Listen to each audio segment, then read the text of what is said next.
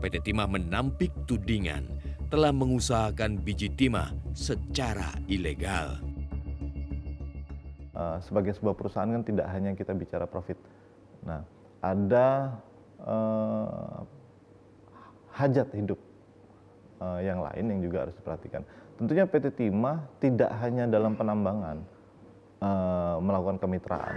Banyak hal di operasi perusahaan juga itu dibantu oleh mitra-mitra di dalam konteks lokal. PT Timah sah-sah saja mencetak sejuta alasan. Namun nyatanya program kemitraan yang dibuat syarat akal-akalan. Faktanya di lapangan, 7 perusahaan boneka dibentuk demi menampung biji timah hasil penambangan ilegal di wilayah PT Timah. Akibatnya saat itu, PT Timah lebih sibuk menimbang biji timah ilegal ketimbang menambangnya sendiri. Jadi pada saat sebelumnya nggak ada yang namanya smelter mau kerja sama PT Timah, tidak.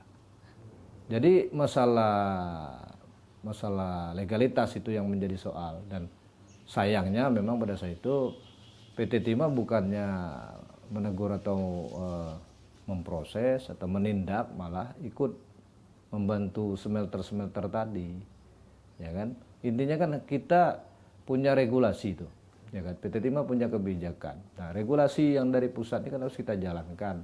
Ya, PT Timah harus menambang, bukan menimbang, kan itu. Beda dengan instruksi 030 yang bersifat sementara itu. Jadi begitu terjadi ini, artinya membuat rantai proses produksi ini ya tidak transparan, panjang dan berbiaya besar, kan itu. Dan itu lucu gitu. Kira-kira seperti inilah contoh surat perintah kerja atau SPK dari PT Timah. Modusnya, dengan berbekal SPK ini, 7 perusahaan boneka mengangkut biji timah dari IUP PT Timah dan dibawa ke smelter swasta yang menjadi mitra PT Timah. Di smelter swasta tersebut, biji timah dilebur dalam bentuk balok 500 kg. Barulah selanjutnya timah balok tersebut dibeli oleh PT Timah, namun harus dilebur kembali dan dicetak lagi disesuaikan dengan standar produksi PT Timah. Modus ini berlangsung selama bertahun-tahun. Bisa dibayangkan, ibarat hendak panen di ladang sendiri, namun PT Timah harus membayar jasa maklar. Meski mendapat pasokan biji timah menggunung, namun PT Timah harus merogoh kantong lebih dalam karena harga pembelian yang mahal dan ilegal. Entah sebuah kebetulan atau tidak, selama ini PT Timah membeli biji timah dari masyarakat dengan harga lebih rendah dibanding smelter swasta. Itu sebabnya penambang ilegal berbondong-bondong menjual ke smelter swasta.